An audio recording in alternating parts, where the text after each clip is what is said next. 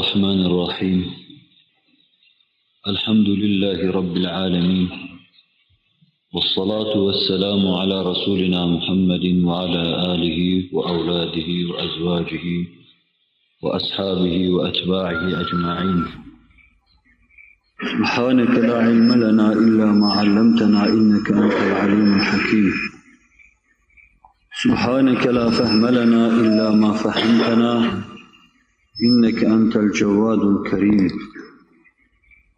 رب اشرح لي صدري ويسر لي أمري واحلل عقدة من لساني يفقه قولي وأفوض أمري إلى الله إن الله بصير بالعباد. اللهم صل وسلم وبارك على سيدنا محمد وعلى سائر إخوانه النبيين والمرسلين عدد خلقك ورضا نفسك وزنة عرشك ومداد كلماتك وعلى آلهم وأولادهم وأصحابهم وأتباعهم أجمعين. بسم الله الرحمن الرحيم. والله خلق كل دابة من ماء فمنهم من يمشي على بطنه ومنهم من يمشي على رجلين ومنهم من يمشي على أربع يخلق الله ما يشاء إن الله على كل شيء قدير. صدق الله العظيم وبلغنا رسوله النبي الهاشمي الكريم. Ya İlahel Alemin, her halükarda tevfikat-ı sübhaniyeni bizlere yar eyle. İhlas-ı etemmi tahsile muvaffak eyle. Nefsin ve şeytanın şerrinden bizleri masum ve mahfuz eyle. Hakkı kâmeti kıymetine uygun takdire muvaffak eyle. Batıldan içtinaba da muvaffak eyle. Cümlemizi cennet ve cemalullah şerefiyle şerefyâb eyle. Amin. Hürmeti seyyidil mürselin. Velhamdülillahi Rabbil alemin. Muhterem Müslümanlar, bir evvelki hafta Cenab-ı Hakk'ın iradesinin kainattaki tezahürü olan nizam ve intizamı anlatmak suretiyle varlığına, hayatına, vahdetine ve iradesine bir delil olarak o mevzeyi arz etmeye çalışmıştım. Sadece bir malumat olarak dinlemeden, meseleleri malumat olarak değerlendirmeden Allah bizi masum ve mahfuz buyursun. Onun marifetine götürmeyen marifetler boştur. Onun aşkını, aşk ateşini insan gönlünde yakmayan bütün çabalamalar, gayretler boştur. Onun cemali ve kemalini, müşahede aşkını insan içinde uyarmayan bütün görmeler, duymalar, hissetmeler hepsi boştur. İnsan yaşadığı müddetçe ölüme doğru süratle giderken her gün biraz daha onun marifeti, ona karşı aşkı iştiyak içinde artıyorsa insani bir yolda yürüyor demektir. Dünyaya ondan haberli olarak geldiği gibi o haberi geliştiriyor. Çocukta şuursuzca bulunan bu haber ve haberleşmeyi Allah kendisine şuur ihsan ettikten sonra şuur santralına bağlamıyorsa boşuna gelişmiş, boşuna büyümüş ve boşuna yaşamış olur insan. Fıtratına ve kalbine o kendisini duyurmuş, kalbinin ancak kendi marifetiyle doyacağını sana hissettirmiş. Sen hayatının sonuna doğru giderken bunu duymaz, bununla doymaz isen yine boş yaşamış olursun. Anlatırken de bunu duymuyor, bunu gönlümüzde hissetmiyorsak biz de boş yaşıyoruz. Allah bize lütfettiği bu hayatı, bu büyük hayat nimetine karşı kâmeti kıymetinde şükran mukabelesinde bulunmaya bizleri muvaffak kılsın. Peşi peşine 2 derste Allah'ın Celle Celaluhu birer ikişer sıfatını ve dolayısıyla vücudunu arz etmeye çalıştım. Bu meseleleri madde be madde kavrayanlar için başkalarına karşı kullanma veya bu işi daha fazla derinleştirme, tamik etme, kaynağında, kitabında bulma, okuma, cihad etme fikri verilmiş olur. Bu işi başaramayacak, bu işin ötesinden kalkamayacak kimselerin de benim gibi bir kısım tereddüt ve şüpheleri vardır. Onların tereddüt ve şüphelerinin başına bir bomba gibi patlayıverir. 5 dakika camide durduğu müddet zarfında dahi olsa, 5 dakika tereddütten azade yaşadıysa, işte o nurani hayat belli olmaz, onu kurtarabilir. Bir anı seyyale vücudu enver, binlerce sene vücudu eftere müreccahtır. 1 dakika bütün hissiyatıyla Allah'ı duyarak yaşama, binlerce sene boşu boşuna yaşamanın üzerinde bir yeri vardır. Onun için herkes kendi seviyesine göre bir şey hissetmeye çalışmalı. Allah hissettirsin, bir şey hissetmeden, ruhuna bir şey duyurmadan, kalbini doyurmak üzere bir şey vermeden, boş durmadan da Allah bizleri muhafaza buyursun. 1. derste Allah'ın vücudunu, kıdemini, evveli olmadığını anlattık. Evveli olmamak ne demektir? Biz bu muamma karşısında dilsiz, hissiz ve durgunuz. Sadece bildiğimiz bir şey var, Allah'tan başka hiçbir şeyin ezeli ve ebedi olmayacağı hususudur.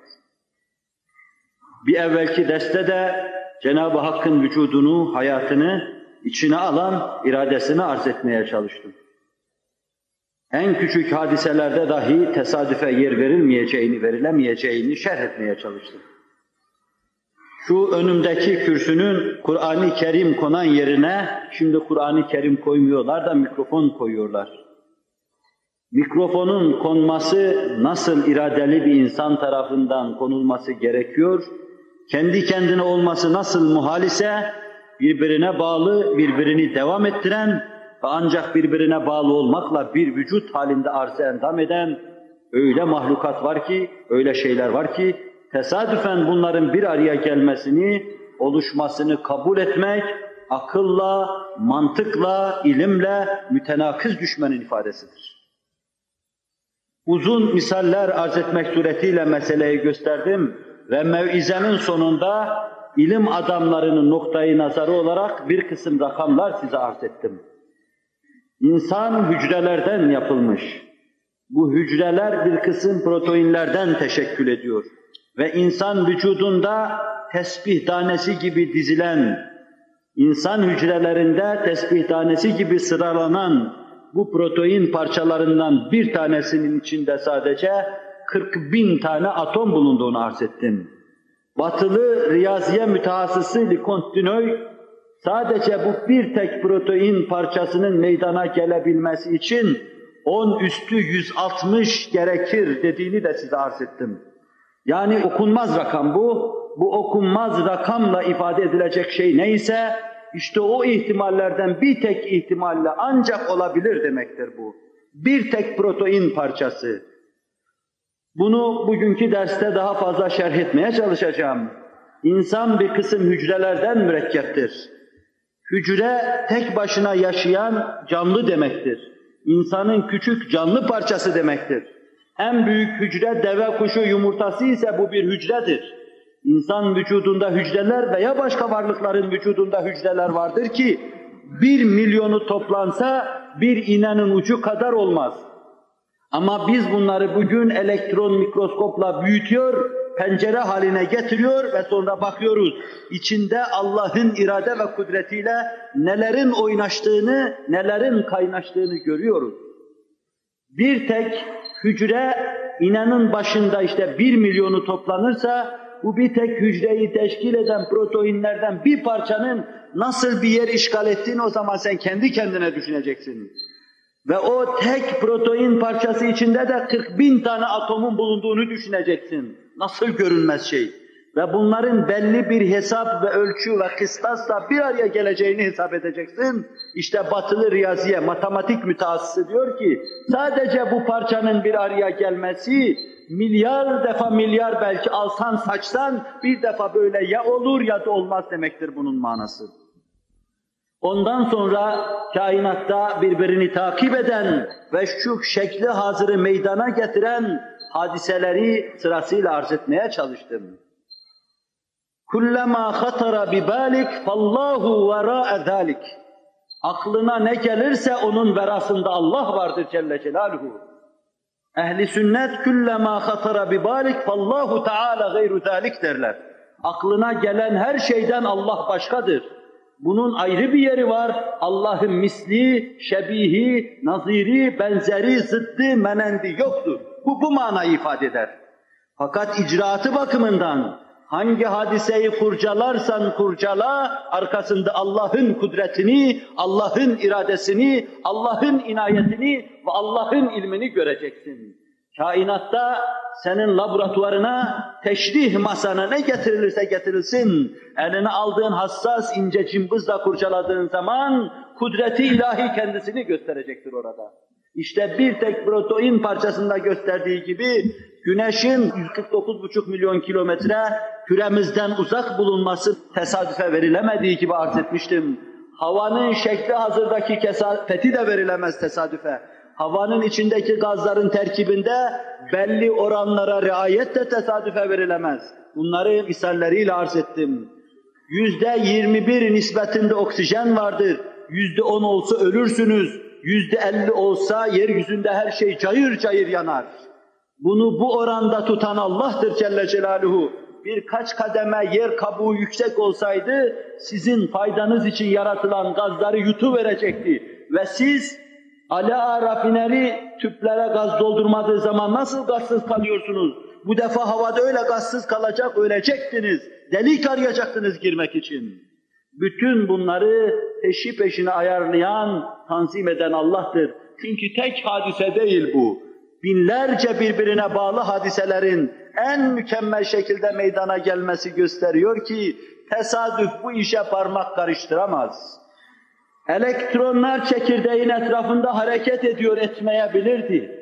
Çekirdek tarafından çekilseydi koskoca küreye arzın bir yumurta kadar kalacağını da size arz etmiştim. Ağırlığı aynı ağırlık olacak ama fakat siz vücuda gelecek, meydan bulacak zemini bulamayacaktınız yaşamak için. Bir yumurta gibi kalacaktı. Bu elektronları hareket ettiriyor. Hareket ettiriyor, kaçırmıyordu onları onun etrafından.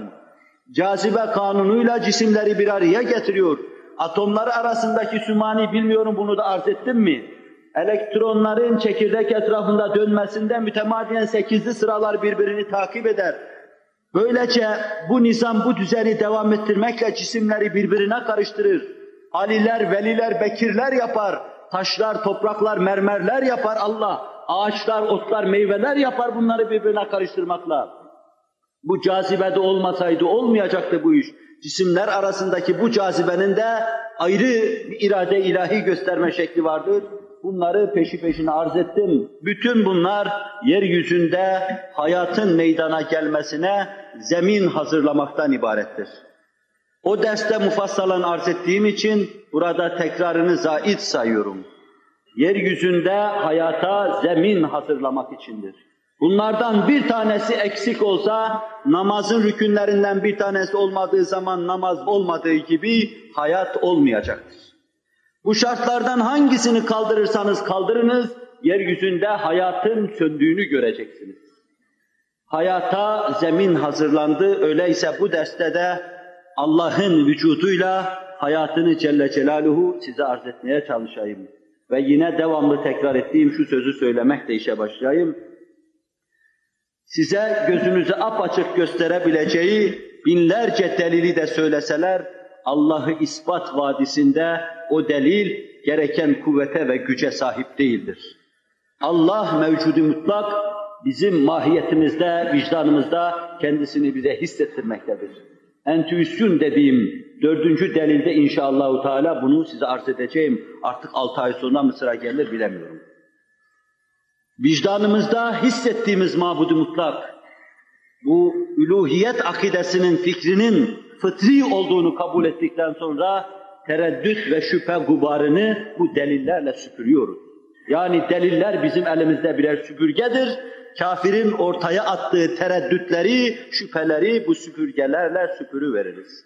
Nasıl maddenin termodinamikle sonradan olduğu Allah'ın kıdemi mevzuna konan tozları süpürüyor, öyle de Allah'ın iradesi üzerine konan tozları da kainatta tesadüfün bulunmayışı süpürüyor ve öyle de hayatın dünden bugüne, bugünden de yarına ve kıyamete kadar bir muamma olarak kalması da Allah'ın Hay ismi üzerinden tereddütleri süpürüyor, hayat sıfatı üzerinden tereddütleri süpürüyor.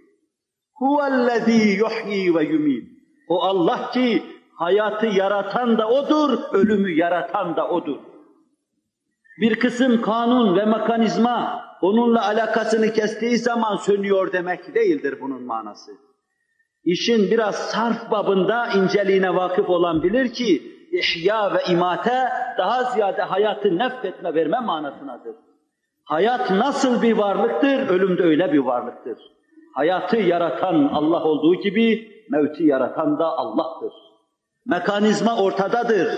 Maddeler vardır. Hatta ölen insanın bütün vücudunda hayatta bulunması gereken bir insan için gerekli her şey vardır fakat insan ölmüştür. İşte bu ölümü yaratan Allah'tır. Geçen de çok yakın bir kardeşimiz, bir doktor abimiz naklettiler. Materyalist bir arkadaşım var dedi. Ölüm hadiseleri karşısında öyle şaşkına, öyle kendinden geçmişe döner ki ter kan içinde kalır, ne yapacağını bilemez. Benim de bulunduğum bir yerde bir adam birdenbire kalp krizinden gidiverdi. Ağzına kapadı, teneffüs yaptı, suni teneffüs adamın hayatını iade etmeye çalıştı. Allah Celle Celaluhu imate feliyle tecelli ettikten sonra hayatı geriye çevirmeye imkan olmadığı için şaşkın cenazenin yüzüne baktı, anlayamıyorum bu ölümü dedi. Mekanizma yerinde durduğu halde niye insan ölüyor? Tıp, ilim hala bu büyük hadise karşısında şaşkındır. Bir de bu mekanizmanın hayat kazanma meselesi vardır. Bu amik bahse girmeden evvel burada İslam'ın noktayı nazarı olarak bazı hususları arzda fayda mülahaz ediyorum. İslam düşünmeyi emreder ilk defa. اَوَلَمْ يَنْظُرُوا ف۪ي مَلَكُوتِ السَّمَاوَاتِ وَالْاَرْضِ. Göklerin ve yerin melekutuna bakmıyorlar mı? Bir göklerin dış yüzüne bakmak, yerin dış yüzüne bakmak, insanın dış yüzüne bakmak, bir de illetler alemine girmek, işin niçin ve nedenlerini kurcalamak. Hikmet dediğimiz yanlış bir ifadeyle felsefenin mevzu olarak aldığı hususlara girmek. Sebep-sonuç meselelerine bakmak. Göklerin ve yerin işte bu kanunlarla anlatılan yüzüne bakmıyorlar mı diyor. Başını kaldırıp göğün yüzüne bakmak bir şey değildir, bir şey ifade etmez. Yere bakmak da bir şey ifade etmez. Göklerin yüzüne bakıp bir şey anlayacaksın. Melekutuna bakacaksın. Yerin de melekutuna bakıp bir şey anlayacaksın. Demek Kur'an-ı Kerim başta göklerin ve yerin manasını anlamaya bizi davet ediyor. Kendi cemaatine hitap ediyor. Öyleyse bu vadide yaya olan Kur'an-ı Kerim'e cemaat olma mevzunda yayadır. Göklerin manasını anlamadan, yerin manasını anlamadan uzak duran bir insan, o nispette Kur'an'a cemaat olmadan uzaktır, anlayacaksın. قُلْ اِنْذُرُوا مَاذَا فِي السَّمَاوَاتِ وَالْاَرْضِ. Göklerde ve yerde ne var? Bakın diyor Allah Celle Celaluhu. Durmadan nazar gezdirin. Şaşkın insan gibi semanın yıldızlarla yaldızlanmış parıl parıl yüzüne bakmanın bir manası yoktur. İnsana bu sadece şairane hisler verir. Onun manasını anlamaya çalışacaksın. Ve Kur'an yine bizi ilme davet ediyor. İnne fî zâlike leâyâtin lil'âlimîn diyor. Göklerin ve yerin yaratılışında, insanların lisanlarının, şivelerinin, lehçelerinin ihtilafında, ayrı ayrı şekilde arz-ı endam etmelerinde ilim sahiplerine dersler, ibretler vardır diyor. Bu Kur'an'ın emri ve Kur'an-ı Kerim'den 100 tane ayet okumak kabildir bu vadide. Fakat uzatmıyorum. Kur'an size ilmi emreder, düşünmeyi emreder de neticesini haram eder mi bunu? Soruyorum size, vicdanınızdan kendi kendinize cevabını verin. Size göklere ve yere bakın, bundan bir netice çıkarın dedikten sonra o neticeler üzerinde durmayı size haram eder mi? Ehli ilim için bunları araştırmada bir ibret vardır der de onu size haram eder mi? Ama gelin görün ki köhne ve alabildiğine fersude bir fikir hakimdir. Hem din namına, diyanet namına ayat-ı beyinatı tefekkürü günah sayarlar. Böyle şeyleri kurcalamak tereddüt ve şüphenin ifadesi sayılır. İlimlerden nefret eder kaçarlar. Halbuki bilemiyorlar.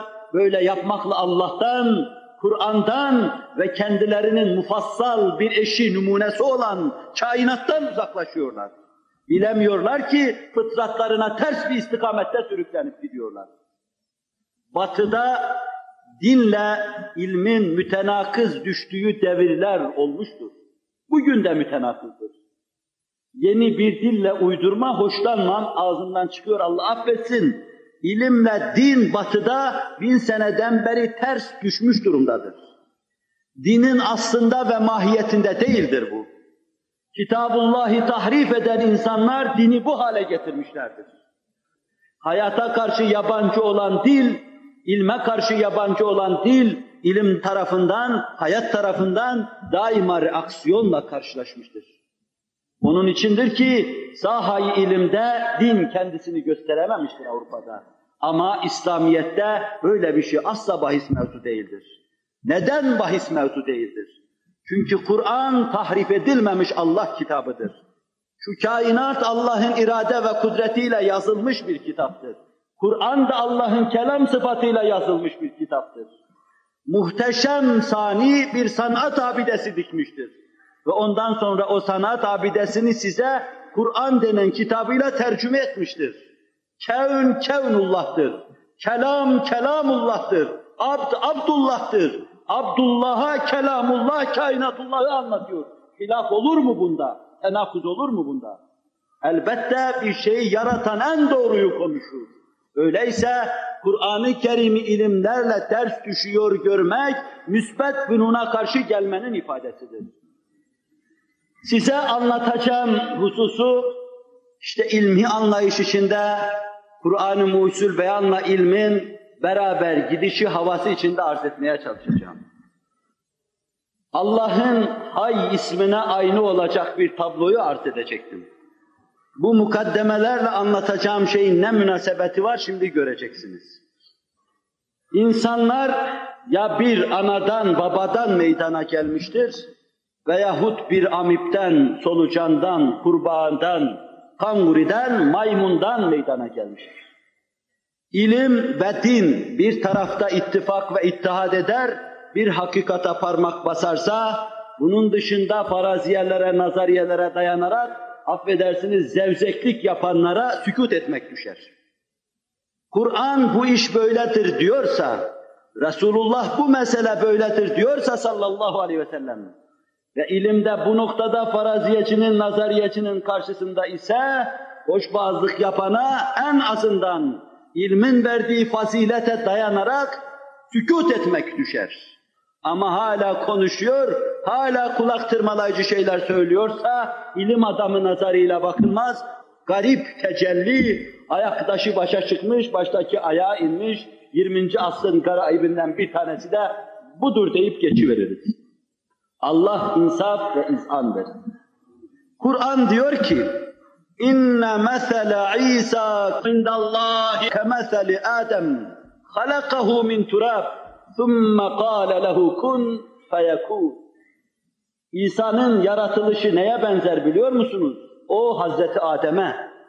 Nasıl o mucizedir? O da mucizedir. Zinhar onu sebeplerin seyri içinde bir kısım tabii kanunlara vererek izaha kalkışmayınız. Bir ceninin sperm halinde anne yumurtasına girişi, sonra orada rüşeym halinde gelişmesi, derken çocuk olması, dünyaya gelmesi, bağırıp çağırması şeklinde bir seyir takip edeceğini düşünmeyiniz. Bu mucizedir. Parmaktan suyun akması gibi, ayın şak olması gibi, kupkuru ağaçların meyve vermesi gibi, kısa zamanda uzun mesafelerin kat edilmesi gibi, desti kudretini Allah'ın alıp yaptığı şeydir ki, beşeri kanun, beşeri takatın fevkinde bir şeydir. خَلَقَهُ مِنْ تُرَابٍ Adem'i Allah Celle Celaluhu topraktan yarattı. Kur'an'da 100 ayet anlatıyor bu meseleyi.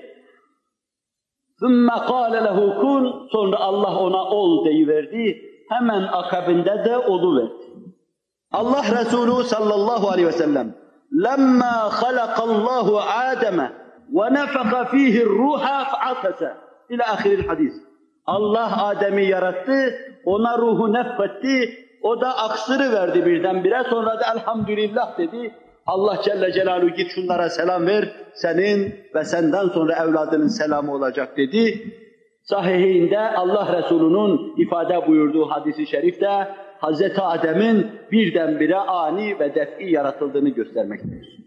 Bu hususu mev'izenin sonunda bugün veya öbür derste mev'izenin sonunda İslam'ın bu mevzudaki bizden istediği şey adı altında Kur'an ve hadislerle tahşidat yapıp anlatmayı düşünüyorum. Sadece meseleye giriş sadedinde bu mevzuda İslam'ın söylediği bir şey yoktur diyen kendini bilmezlere karşı giriş sadedinde arz ediyorum bunu. Allah Celle Celaluhu Hazreti Adem'i böyle yarattı ve insanlar onun neslinden meydana geldiler. Tarihi karıştırdığımız zamanda Darwin devrine kadar bütün insanlık bir Hazreti Adem'den bir Adem'den geldiğini söylüyordu. Darwin devrindeki tarihe kadar beşer tarihinde insanlığın herhangi bir şeyden, ağaçtan, ottan, amipten vesaireden, şundan bundan meydana geldiğine dair tek satır, tek kelime, tek harf göremezsiniz. O güne kadar beşer hep bir anadan bir babadan geldiğini ifade etmesi gösteriyor ki esasen birbirini takip eden bu hadiseler içinde kaybolmayan bir hakikat varsa o da Hazreti Adem hakikatidir. Tarihi hakikatta böyle diyor bize. Tarihi karıştıranlar bilirler. İlme gelince, ilim bize gösteriyor ki evvela yoktan hiçbir canlı kendi kendine var olamaz. Misallerle arz edeceğim. İlim bize gösteriyor ki canlı var olduktan sonra gelişemez. İlim bize gösteriyor ki canlı gelişse de üreyemez. İlim bize gösteriyor ki ürese de dönüşemez. Başka bir hale giremez. Ve sırasıyla bu hususları arz edeyim. Vakit ve imkan müsaade ederse onların kendilerine mesnet ettikleri hususları da arz edeyim. Ama bu derste vaktimiz müsaade etmezse mesnetlerinin ne kadar çürük olduğunu da önümüzdeki derste arz edeyim. Allah yardımcımız olsun. Bir asırdan beri materyalist kimya dünyası laboratuvarlarını seferber ederek kimyevi terkiplerle bir canlı yapma gayreti içindedirler. Tabii bu meselede en başta yarışı kazanan, daima pistin önünde gırtlağına gelmiş soluklarla zafer sarhoşluğu içinde kendini gösteren materyalist dünyanın temsilcisi Rusya gelir. 1942'den başlayarak Rusya'da hususi mahiyette kurulmuş Kimya Enstitüsü bu mevzuda bir çalışmaya girişti ve Rusya'da en meşhur kimyacı Oparin'i bu enstitünün başına reis olarak getirdiler. 20 sene tüplerin içinde terkipler yapıldı, tahliller yapıldı, insanı meydana getiren maddeler bir araya getirildi, karbonu, azotu, kükürdü, oksijeni, hidrojeni, fosforu bir araya getirildi, çeşitli oranlarla yapıldı, hücre teşrih edildi, hücrenin içinde Allah'ın kullandığı malzemeden istifade edildi. 20 sene çalışıldıktan sonra resmen Rus radyosu 1962'de bütün gazeteler yazdı o zaman, ilan ettiler. Kimya tarikiyle en küçük bir canlıyı dahi yaratmak imkansızdır dediler. İlim bilhassa materyalist dünyayı ve materyalizmi temsil eden Rusya kendi yıkımı hesabına bunu ilan etti. Çünkü temel felsefeleri Allah'ı inkardır. Lenin'in en büyük düşmanı Allah'tır ve Allah düşmanlığı bütün nesle telkin edilmelidir. Türkiye'de mevce geliştiği gibi Allah düşmanlığı telkin edilmelidir der. İnşallah antiparantez arz edeyim. Allah adına gelişen mevceler ve bu mevcelerin içindeki korkunç vakum en yakın zamanda küfrü sıfırına kadar yutacaktır.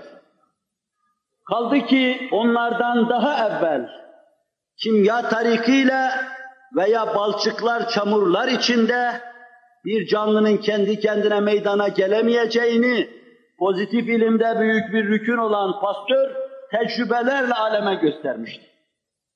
Su borularının içinde geçirdiği suları çeşitli denemelerle yaparak bir canlının ancak bir canlı babadan meydana geleceğini ispat etmişti. Esbab tarikiyle bir yumurta başka bir canlı varsa ikinci bir canlı olur demişti ilmi heyetin huzurunda. Ve herkes pozitif olan bu neticeyi kabullenmişti. Bununla beraber dediler ki bu yeryüzünde bugünkü şartlarda olmayabilir de fakat gökten gelmiş olabilir. Pozitif bütün buluşlara karşı, tecrübelere karşı. Diyor ki ilim, şu gördüğünüz güneş var ya, bu bir hararet, bir şua menbaıdır. Hayır sen diyorsun, o hayal gibi bir şeydir. Biz şua ve hararet menbaı gördüğümüzden öyle geliyor bize. İşte evvelki şık tecrübenin ifadesidir. İkinci şık hayalin, hülyanın ifadesidir. Pasteur katiyen gösterdi. Bir canlı hücre, bir canlı tohum suyun içine koyduğu zaman o balçıkta, bataklıkta canlı oldu, bir solucan oldu. Ama babasından oldu, yumurtadan oldu. Fakat sonra o suları uzun zaman tuttu, güneşin harareti altında tuttu, kapalı tıkalı borular içinde tuttu. Canlının meydana gelmediği görülünce ilim dünyasına ilan etti. Rusya'nın ilanı gibi hiçbir zaman kendi kendine bataklığın içinde bir şey meydana gelemez dedi. Çünkü biz biliyoruz ki fizikte bir kanun var, sebepler sonuçları tevlid eder. Bir sonuç, bir netice varsa bir sebebe bağlıdır. Sebepler illeti tam olacak, Allah Celle Celaluhu öyle yaratıyor, görüyoruz bunu. Bu sebeplerin, illetlerin verasında Allah Celle Celaluhu bunu arz edeceğim zaten. Fakat sebepsiz hiçbir şeye dayanmadan bir şeyin vücudunu kabul etme bu tamamen imkansızdır. Durup dururken şurada bir ışığın parıldamasını, bu kendi kendine böyle olur demek hülyanın ifadesidir. Ama bunu hatlarla, kablolarla bir santrala bağlar, burada tenviri gördüğünüz zaman bu oradan geliyor derseniz bu da ilmin ifadesi olur. Yerde bu iş olmuyor da arz edeyim, bu işin diyalektiği. Yerde bu iş olmuyor da ne oldu öyleyse, nereden geldi canlı buraya? Nereden bir tane solucan belirdi? Nereden büyüdü de kurbağa oldu? Ve derken akıl etti de sıçradı sonra insan oldu. Halbuki ilim, yeni modern biyoloji diyor ki insan aşağıya doğru gidebilir ama fakat yukarıya doğru bir canlı çıkmaz diyor. İnsan sukut edebilir. Belki de Kur'an-ı Kerim'deki bir kısım ayetlere de dayanarak diyeceğim, bu meseleyi iddia edenler içlerinde bir şey hissediyorlar. Esasen boş değil bu. Ruhlarında bir hastalık var. Farkına varmadan dönüştürmüş Allah onları da halet-i ruhiyelerini söylüyorlar. Ve adamın resmine baktığınız zaman da zaten siretinin dahi tebeddül ettiğini görürsünüz, hak verirsiniz. Fakat bunlarla meseleleri basite irca etmek, Kur'an talebesi olan bizlerin meseleleri anlatırken ciddiyetine muvafık olmadığı için uzatmayacağım. Gökten nasıl geldi canlı? Bir canlı, bir nezle mikrobu halinde, bir parazit halinde gökten geldi ama nasıl geldi? Bunu kim getirdi buraya? Allah getirdi derseniz yaratır ya, onu oradan buraya getiren Allah yaratır. Niye uzaklara gidiyorsunuz? Niye meseleyi büyütüyorsunuz? Kendi kendine orada teşekkül etti, buraya geldiyse sözümüz var. Koskoca taşları, meteorları dahi eriten atmosfer, onun buraya kadar canlı olarak gelmesine nasıl müsaade etti? Taşı, demiri eriten, yakan, giden füzeleri lav haline getiren atmosfer, nasıl o canlının rahatlıkla buraya gelmesine müsaade etti? Cayır cayır yanar ve pişerdi. Toz gubarları arasında, taşlar arasında geldi. Taş kendisi gelemiyor ki o gelsin. Bununla beraber bu olmaza da oldu diyelim, geldi diyelim. Meseleyi yine temele götürelim. Burada olmayan şey orada nasıl oldu deriz. Yer yerdir, atom kütlesinden ibarettir, toprak topraktır, ateş ateştir, su sudur, hava havadır. Her yerde aynı şeydir bunlar. Burada meydana gelmeyen orada kendi kendine nasıl meydana geldi? Bizim için mesele gayet basittir. Vallahu halaka kulle dâbeti mimma. Allah her şeyi sudan yarattı. Bir kısmı sudan olarak yarattı veya beyaniye sudan yarattı Celle Celaluhu. Bununla beraber şu muhalif farz edip üzerinde duralım. Arz ettiğim gibi pek çok kimseler hele mektep görmemişler, zor anlayacağı bu hususu benim gibi de meseleyi bilmeyen birisi zor anlatırsa iyice karışacaktır. Rabbi şrahli baştan dedim. Rabbi şrahli sadri. Cenab-ı Hak hepimizin kalbini şerh etsin, hepimize anlayış lütfetsin, anlayalım. Canlılar protein dediğimiz şeylerden teşekkül eder. Temel yapısı budur. Bunlar diziler halinde bir araya gelir. Canlı kendi kendine meydana geldi diyen adam ne diyor biliyor musunuz? Yeryüzünde çeşitli atomlar bir araya gelerek bir protein tanesi içinde arz etmiştim, 40.000 tane atom var. 1000 tane protein bir araya geldi, bir hücrenin bir köşe taşı oldu. İşte bunlar sağdan soldan tesadüfen bir araya geldiler, bir protein teşkil ettiler. Bunu diyor yani, tesadüfen geldi diye. Ve sonra derken tesadüfen yine 40.000 atom bir araya geldi, bir tane daha teşekkül etti ama o dünyanın bir tarafında, bu da bir tarafında nasıl bir araya geldiler bilemiyoruz bunu, uçakla mı filan, ne ile geldiler? Bu da işin esprisi. Derken bir tane daha geldi tesadüfen. Leconte'un sözünü hatırlayın, 10 üstü 160 rakamıyla ifade edilir ancak bir proteinin teşekkül etmesi için. İhtimallerden bir ihtimal. Milyar defa milyarcı ihtimalden ancak bir ihtimalle bir protein teşekkül edebilir. Ama bir tane değil, 1000 tane bir araya gelecek de ancak insan hücresinin bir köşe taşını teşkil edecekler. Ve sonra bunlar anlaştılar, kafa kafaya verdiler, bir protein çorbası hasıl ettiler. Çorba hasıl oldu ama fakat canlıya dönüşecek. Diyelim ki bunlar bir araya gelir gelmez hemen bir canlılık alameti kendinde belirdi. Bildiğimiz pozitif bazı şeyler var, buna hiç müsaade etmez. Çünkü bir canlı daha canlıyım diye ilk soluğunu aldığı andan itibaren beslenme mecburiyetindedir.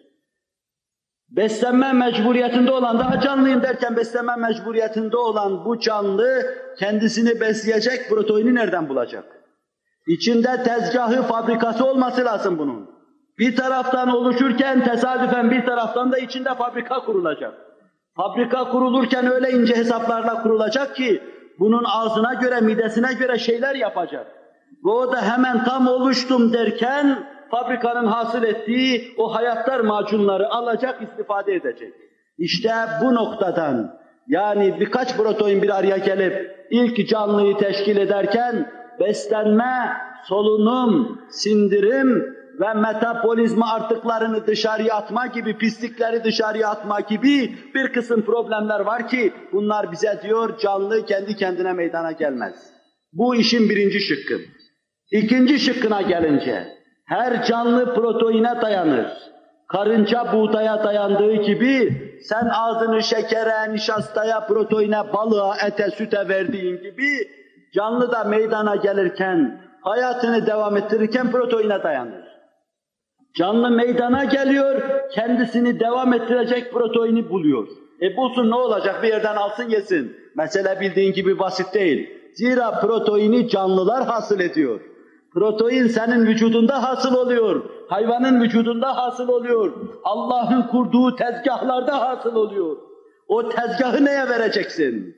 Demek oluyor ki ne canlının ilk defa mekanik olarak meydana gelirken onun bünyesinde kendisini hayata mazhar edecek, hayatını devam ettirecek o fabrikaları düşünmek, ne de kendisini sonra hayatta kaldıracak, devam ettirecek proteinleri hasıl etmek mümkün olmadığına göre ilk defa kendi kendine olduğu meselesi birinci çıkmaza giriyor.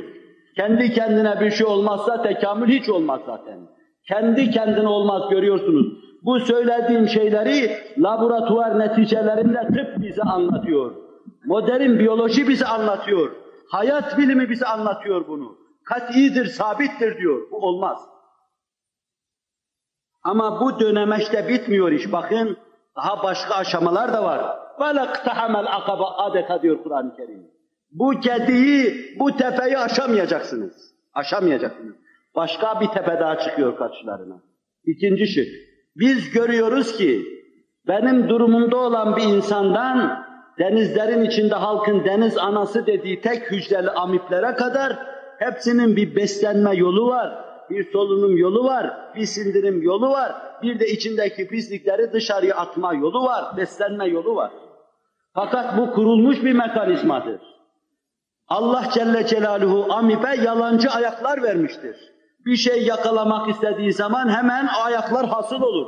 İnsanın vücudundaki hücreler de böyledir. Hücrenin eli ayağı yoktur ama fakat bir şey yakalayacağı zaman yalancı ayak diyoruz. Hemen bir ayak el hasıl olur. O onu onunla yakalar. Ağzına getirdiği zaman ağzı yoktur. Bu defa da bir ağız hasıl olur. Bu defa ağzıyla onu midesine indirir. Derken bir makat hasıl olur. Bu defa dışarıya çıkaracağı metabolizma arttığını da oradan atıverir. Fakat bu mekanizma kurulmuştur burada. Biz ondan anlıyoruz ki ancak şu andaki şekille dikkat buyurun. Şu andaki şekille beslenebilir. Şu andaki şekille hazım yapabilir ve şu andaki şekille hazmettiği şeylerin faydalarını vücutta stok eder, olmayanlarını dışarıya atıverir. Fakat bir canlı daha ilk defa meydana geldiği zaman bütün bu işleri hem meydana gelirken hem başarması müsbet ilmin kabul ettiği şey değildir. Yani bu ne demek? Ben şu halimle bir cami yapıyorum. Fakat Allah bana bir kafa vermiş, bir hendese anlayışı vermiş, bir de mektebe gitme imkanını vermiş, yazmayı çizmeyi öğretmiş, taşın üst üste konduğu zaman yükseleceğini öğretmiş, sanat anlayışı vermiş, ben bu camiyi yapıyorum. Fakat düşünün ki ben şu camiyi yapıyorum dediğim zaman ben daha ne caminin manasını, ne taşın manasını, ne kafanın manasını, ne düşünmenin manasını, ne girdiği ne çıktığı hiçbir şeyi bilmiyorum. Ve sonra ben bu caminin yapılmasını kendime isnat ediyorum. Aynen öyle de. Daha bataklığın içinde, vıcık vıcık bataklığın içinde, kurt halinde meydana gelmeye çalışan bir şey daha yeni meydana geliyor. Mekanizmaya mütevakkıf, makinalara, tezgahlara mütevakkıf, bağlı bu şeyleri kendi kendine yapıyor diye bunu kabul etmek, 100 defa ilimden uzak şey ve 1000 defa cehaletin merkezine, balıklamasına girmenin ifadesidir. Meseleler, halkın pek çoğunun yabancı olduğu meseleler olmakla beraber avamlaştırıp anlatıyorum, inşallah anlamış oluruz. Canlı kendi kendine meydana gelmez diyoruz. Bir kısım proteinler, bir kısım zerreler, üçüncü husus bir araya gelirken bunlarda müessir bir amil vardır, enerji. Nasıl biz elektrik enerjisinden istifade ediyoruz, öyle de dikkat edin. Vücudumuzun her hücresinde, insan vücudunda 60 trilyon hücre var. Her hücresinde şeker yanmakta, su ve karbondioksit hasıl olmakta ve bundan bir elektrik meydana gelmekte. İnsan vücudunun elektrik ihtiyacı bununla giderilmektedir. Sizin caminizde lambalar olur da Allah'ın muhteşem sanat abidesinde elektrik olmaz mı? Beyin fakültelerindeki bütün tembihler, vücudun çeşitli yerlerine şifre göndermeler, haberleşmeler, haber merkezleri, telemprimörler, telsizler, radyolar, hepsi işte bunlarla olur. Allah bu işlerle yürütüyor icraatını Celle Celaluhu. Basit bir tezgah mı sanıyorsun sen seni? İnsan vücudu daha ilk oluşurken enerji ihtiyacı vardır. Dikkat buyurun. Bu enerji ya gökte çakan şimşekten hasıl edilir, ya güneşten gelen mor ötesi şualardan elde edilir. Veyahut da yeryüzündeki suhunet ve sıcaklıktan tebahhur eder, oradan elde edilir. Bu üç şıkkın dışında enerji bir şeyden hasıl edilmez. Canlının ilk defa bataklıkta kurt olmaya çalıştığını düşünelim. Oluşurken enerji ihtiyacı vardır. Çünkü ilk defa reaksiyon yapılacak, buna bir tesir edilmeye çalışacak ve o derken ondan müteessir olacak. Materyalist düşünüyoruz burada.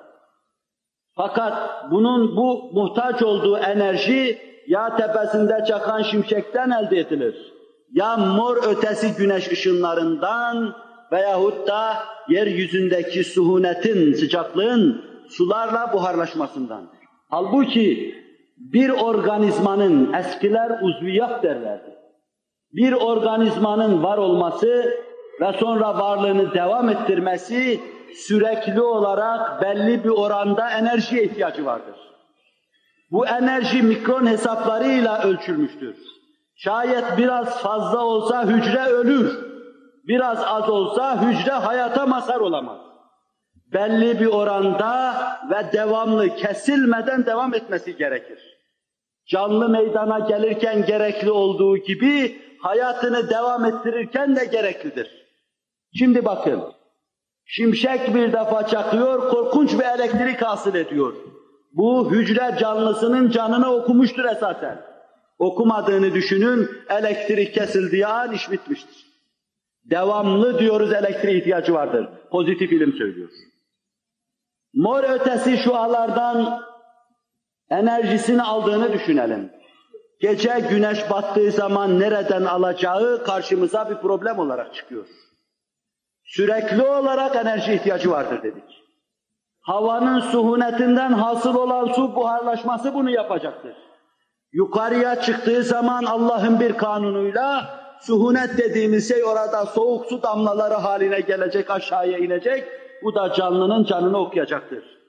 3 şıkla elektrik enerji elde etmesi düşünülen canlı, protein yığınları çorbası bu suretle enerjiden mahrum olduğu için kendi kendine canlı meydana gelemeyecektir.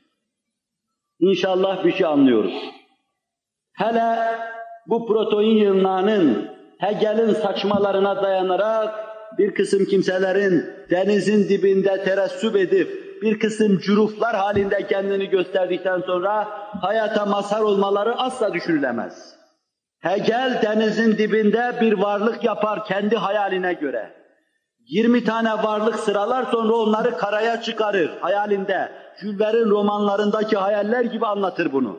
Ve sonra da ilim dünyasına ilim olarak kabul ettirilir. Ne gariptir ki tekrar edeyim, müsbet ilim namına Müslüman vatandaşların, Müslüman evlatlarına bu küfür fikirleri telkin edilmektedir. Pozitifle, müsbet ilimle asla ve kata, yakından uzaktan alakası yoktur. Tamamen hayalidir. Proteinler nasıl denizin dibine gitmiş arz etmiştim. Onlar ilk defa canlılar tarafından yapılır. Yani tezgah yapar onları. Tezgah yok, nasıl gitti oraya? İkincisi, denizin derinliklerinde tamamen enerjiden, şuadan mahrum nasıl meydana geldiler? Öyle derin bir problemdir ki bu dalalete düşmüşler, küfre saplanmışlar, şaşkınlık içinde ne diyeceklerini bilemediklerinden akıl mantık almaz, ilim kabul etmez, bu safsataların arkasına düşmüşlerdir. Beyin yapıcımız burada bir misal veriyor. Bir insan bir sarayın içine girer. Muhteşem döşendiğini, tefriş edildiğini görür. Baş döndürücü bir dekor vardır orada. Her yer yerine konmuştur. Araştırır, karıştırır, bunu böyle tanzim edecek birisini göremez, bulamaz. Sonra bir tarafta belki bir masanın üzerinde bir kitap eline geçiverir. O kitabı karıştırdığında bakar ki kitabın içinde masanın nereye konacağı, minderin nasıl serileceği, koltuğun nasıl konacağı, dekorun nasıl tespit edileceği programı yazılı olmaktadır. Kendi kendine der ki, galiba bu sarayı tefriş eden bu kitaptır. Siz dersiniz ki kitap sarayı tefriş eder mi? Fakat başka tefriş edecek kimseyi bulamadığından ötürü mecburen bunu demektedir. İşte Darwin ve emsali esasen Allah'ı kabul etmediklerinden bir çıkmaza girmişlerdir. Her davranışları yüz karasıdır, kendilerini mahcup edici keyfiyettedir ama fakat dönme niyetinde değillerdir. Mesele bununla bitmedi. Bir bakıma hulasa mahiyetinde, bir bakıma da başka yönüyle arz edeyim. Demek oluyor ki bir canlı meydana gelmişse onun şu andaki haliyle meydana gelmesi zaruridir. İsterse bir amip olsun, isterse solucan olsun, isterse kurbağa olsun ve isterse kanguru olsun, isterse insana son ata saydıkları kanguru, onun yavrusu insan olsun, onların görüşüne göre. Bütün bunlar hepsi şu andaki haliyle meydana gelme mecburiyetindedir. Mekanizmanın devamı, hayatiyetin sürdürülmesi, kayyum ismine dayanan bu şeyler, kayyum ismine dayalı olarak meydana gelmiştir. Hay ismine dayanarak ya hay demiş var olmuştur ve onunla mevcudiyetini devam ettirmektedir. Evet, bir şey yoktan var olmaz misalini gördük. Sebep ister. Var olan şey üremez. Neden üremez? Solucan olarak kalır. Büyürse şayet sadece boyu büyür. Hücreler çoğaldıkça boyu büyür onun. Bir başka şeye geçmez. Büyüse de büyüdüğünü, uzadığını kabul etsek de bunun bir başka şekle dönüşmesi, bir başka şekle intikal etmesi bu mesele imkansızdır. Bunu da inşallah biraz sonra esasen nasıl intikal etmesi imkansız onu da arz etmeye çalışacağım. Kaldı ki bakın muhterem Müslümanlar, insan dediğimiz şey, varlıklar dediğimiz şey bir hücreden ibaret değil. Bununla beraber hücre dahi çok muhteşem bir saray. İnsan vücudunda 60 trilyon sayıda bulunan hücre çok muhteşem bir saraydan ibarettir. Sizin evinizden daha mükemmeldir. O evin içinde çalışan insanlardan daha akıllıca işler orada cereyan etmektedir. Hücre, babanı sana intikal ettiren şeydir. Babana ait karakterin sende görünmesini Allah'ın inayetiyle temin eden unsurdur. Allah sebep olarak orada onu kullanmaktadır. Fakat çok esrarengiz şeyler yapılmaktadır. Nükleik asit dediğimiz, şifre olarak DNA dedikleri asit, o hücrenin içinde bir kumandan, baş mühendis durumundadır. Veya santralın başında etrafa mütemadiyen emirler, şifreler gönderen amir durumundadır. Baş mühendis veya kimyacı bir başka dizide asitler vardır. Bizde evimizin içinde bizler elbiseli adamlar iş yapar. Orada amino asitlerden müteşekkil proteinler, işte onlardan müteşekkil olan DNA, RNA dediğim şeyler yaparlar. RNA baş mühendistir orada. DNA'nın yaptığı bütün diktaları, emirleri yerine getirir. Hiç emirde kusur yapmaz. Kendisine ne söylenirse harfiyen onu yerine getirir. Fakat bu muammanın içine girdiğimiz zaman çok acayip, çok garip şeyler görüyoruz. Vücudun içine gelen şeyler, dikkat buyurun, o hücrenin içinde insan vücuduna yararlı hale getiriliyor. Balık yiyorsun, protein gidiyor vücuda. Süt içiyorsun, protein gidiyor vücuda. Meyve yiyorsun, vitamin gidiyor vücuda. Ve bütün bunlar belli nispette Allah'ın iradesiyle hücrelere taksim ediliyor. Büyük levazımcılar hücrelerin kapılarında durmuş gibi gelen şeyleri hücrenin kametine, çapına göre adeta taksim ediyor. Esrarengiz taksimatlar yapılıyor. Ve sonra RNA giren proteinleri bölüyor, vücuda yararlı proteinler haline getiriyor. Ondan sonra o proteinler kimisi sana tırnak, kimisi göz, kimisi kulak, kimisi bacak oluyor. Bütün bunları da DNA dikte ediyor, şifre ediyor diyorlar. DNA'ya şifreyi kim yazdırıyor? Vallahu halaka kulle dabbetin mimma. Feminhum men yemşi ala batni ve minhum men yemşi ala rijleyn ve minhum men yemşi ala arbah. Yahlukullahu ma yeşâ. İnnallaha ala kulli şeyin kadir. Allah işte böyledir Celle Celaluhu. Kimisini ayaksız, kimisini 2 ayaklı, kimisini de 4 ayaklı, maiden yaratan Allah Celle Celaluhu. Her şeyin verasında icraatı yapan O'dur. Şifreyi yazdıran da O'dur Celle Celaluhu. Ve bu hücrede dışa karşı daima dikkat buyurun bir reaksiyon vardır. Öyle bir düzen, öyle bir nizam vardır. Yabancı bir hücre o hücreye müdahale ettiği zaman hemen ona karşı koyma vardır, müdahale vardır. Onun içindir ki bir yabancı şey, parazit o hücrenin içine kolaylıkla giremez. Hastalıklar bir kısım zaaflardan ileriye gelir. Yani o hücredeki koruyucu askerler, bekçiler filan rahatsız olduklarında vazifelerini yapamazlar. Yoksa Allah tavzif etmiştir, onlar vazife yaparlar, hastalık sokulamaz onların yanına. Onun için etibbayı bilhassa dikkat buyurun operatörleri çok düşündüren bir husus var. İnsanın bir yerine bir parça et eklemek istedikleri zamanda kendi vücudundan olursa oluyor da başkaları bir hayli operatörün başına müşkülat çıkarıyor. Neden? İnsan olsa bile ayrı dokuya, ayrı nesce sahip bulunduğundan, onun vücudundaki o proteinlerden müteşekkil o hücreler yabancı bir hücreyi kabul etmiyor. Ecnebi kabul etmem diyor ben. İnsan vücudundan gelen parçayı kabul etmezse o parçanın başka şekle dönüşmesi asla kabil değildir. Kaldı ki biz biliyoruz ki vücudun içindeki hücrelere bir kısım şeyler insanlar tarafından suni olarak sokulmaya, enjekte edilmeye çalışsa veyahut da tabii kanunlarla Allah'ın sevkiyle gelse girse dahi o hücrede ya hastalık olur, o hücre ölür veyahut onları dışarıya atar. Dönüşme asla ve kata olamaz. İnsanı koma halinde hastaneye götürseler, hücreleri yabancı mikroplar, parazitler, aslan şeklinde, kaplan şeklinde, kurt şeklinde, sırtlan şeklinde, canavar şeklinde mikropların hücumuna uğrasa ve her hücrede ormandaki vahşiler gibi bir mikrop tilki tavşan şeklinde arz endam etse, o adam yatakta yatarken yine insan olarak yatar, insan olarak ölür. Onun hücrelerinin şeklini asla değiştiremezler. 60 senede yatsa değişmez. Orada o hayvan şeklindeki mikroplar, parazitler hüküm ferma olsa da değişmez. Ne olur değişmez? Ya o hücreler mücadele ede onu öldürür atarlar veyahut da kendileri hastalanır ve ölürler. Ama şerefleriyle ölürler, insan olarak ölürler. İçindeki antiparantiz parazitlere dair arz edeyim. İçindeki parazitlere karşı hücre kadar şuurlu davranmayanlar zillet içinde ölmeye mahkumdurlar.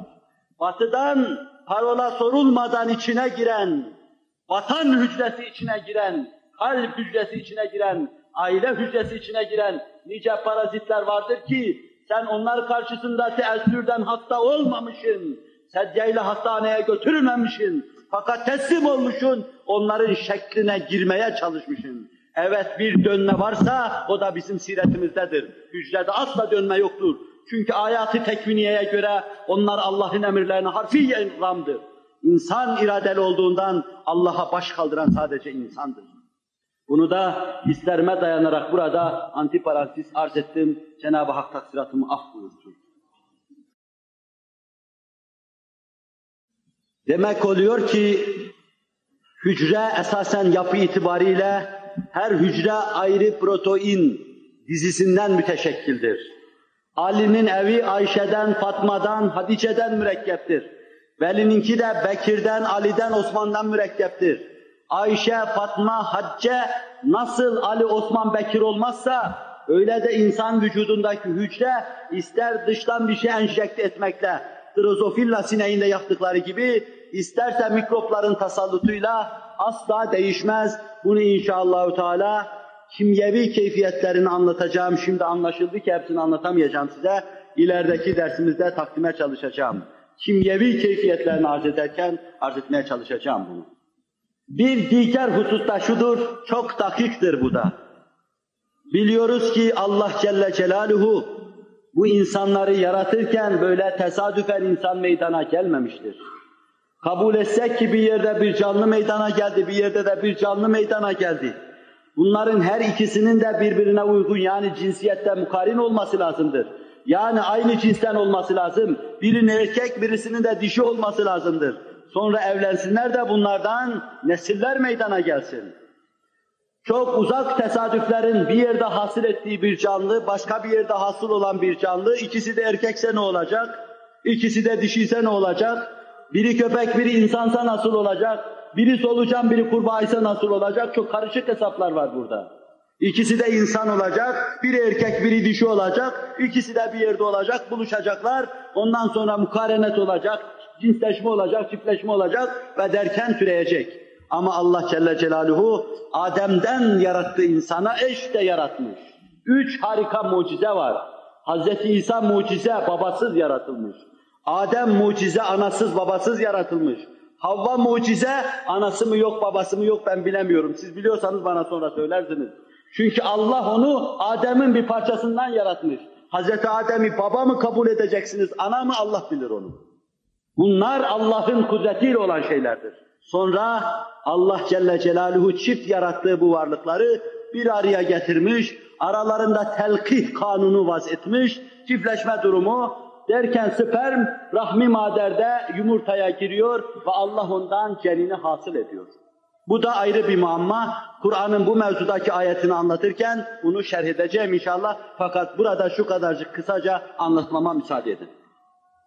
İnsanın vücudundan, erkeğin vücudundan kadına giden şeye küçük canlı manasına Frenkçe sperm diyoruz.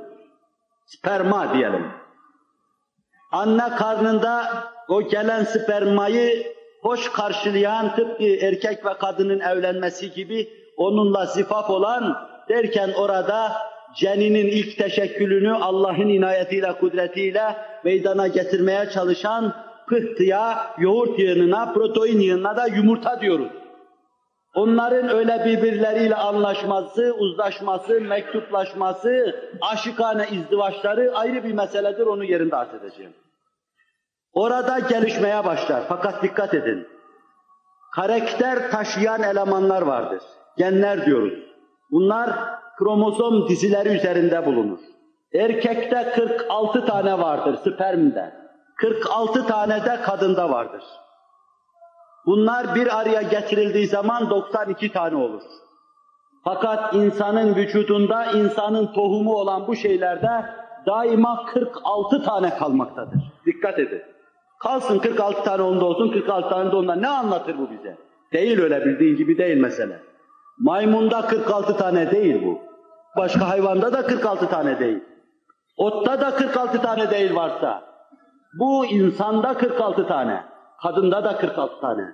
Fakat acip bir şey, garip bir şey, spermde 46 tane, yumurtada 46 tane, birleştikleri zaman 46 cem'en 92 yapar. Halbuki o cenin orada teşekkür etmeye başladığı anda biz bakıyoruz yine ikisinde 46 tane var. 46 tane birdenbire yok oluveriyor bir araya geldiği zaman. Ne oluyor bu 46 tane? Bu hücrenin içinde ancak 46 tane var. Ne oluyor 46'sı? Allah aklımızın alamayacağı bir kanunla insan cinsini muhafaza ediyor. 48 olursa insan olmaz, başka bir şey çıkar ondan. 46 tane olacak. 92 olursa belki goril gibi bir şey olur. 46 tane olacak. Bu modern biyolojinin anlattığı şeydir. Bu ilimdir. İlmin verasında söylenecek her şey de safsatadır. Öyleyse isterse 30 defa izdivaç olsun, isterse 40 defa izdivaç olsun, bir araya gelen yumurta ve sperm kendi 46 tanelerini birbirine kattıkları zaman cem'en 92-46 oluyor anlamadığımız bu rakam. İnsan cinsini muhafaza ediyor. İnsan karakterini geçiriyor. İnsan mana ve mahiyetine medar oluyor. Temel taşı oluyor insana. Halbuki eğer başka bir hayvandan dönüşme meselesi olsaydı bu böyle olmayacaktı. Değişecekti. Hayvanda da bu böyle devam etmektedir. İnsanda da devam etmektedir. 46 asla 47 olmamakta, 45 olmamaktadır. Binlerce tecrübe bunu ortaya koymuştur. Öyleyse insanın bir solucandan, bir kurbağadan meydana geldiğini tevehhüm etmek, düşünmek öyle bir hülyadır ki insafı, izanı olan değil imanı bu meseleyi kabul etmez. Yine beyin yapıcımızın ifade ettiği gibi insan 4 ayaklı bilmem ne olsa, işlek olsa ve sonra insan olsa böyle bir safsata karşısında bunu kabul etmeyeceğim diye kaçacaktır. Hücrenin içine girdik, bir köşesini anlattık, diğer 3 köşesi kaldı. 3 köşesini anlatmak üzere ve sonra da onların safsatalarına, mesnetlerine temas etmek üzere önümüzdeki derste inşallah Allah lütfetsin meseleyi, mevzuu devam ettirelim. Şunu arz edeyim, bu meseleler benim meselem değildir. Bunlar çaplı insanların işidir. Fen bilgisi olan insanların, Kur'an bilgisi olan insanların işidir. اِذَا كَانَ الْوَادِ خَالِيًا يَكُنُ الثَّعْلَبُ وَالِيًا derler bizde. Dere tenha oldu mu tilki paşalık sevdasına düşermiş. Anlatan bulunmadığı için cüretimiz bizi buraya itti, bize anlatmak düştü bunu. Allah'tan temenni ediyor, diliyorum, siz de dua edin. Gerçeği, gerçeğin büyüklüğüne uygun bize anlatacak insanları Allah lütfetsin. Bu hususların anlatılmasında azim fayda mülahaz ediyorum. Bir taraftan tamamen terk edilmiş nesil bunlarla zehirleniyor. Pozitif ilim adına telkin ediliyor, itikadı sarsılıyor. Hatta çok garip şey, çok mütedeyyin kimselerin dahi bu mevzuda sarsıntıda olduğunu müşahede edince, bu meseleyi böyle iyice dağıtıp, karıştırıp, biraz da teferruatla anlatmada fayda mülahaz ettiğim için bir kısmınızı yordum, bir kısmınızı işte kulaklarını tırmalayıcı laflar ediverdim. Cenab-ı Hak da taksiratımı affetsin. Bunlardan hoşnut değilse, Resul-i Ekrem bunlardan hoşnut değilse, söyleme imkanını vermemek onun elindedir. O söylettirmesin. Ama bilemediğim için rızası olur düşüncesiyle söylediğim için taksiratımı affetsin, cümlenin taksiratını da affetsin. Lillahi Teala'l-Fatiha.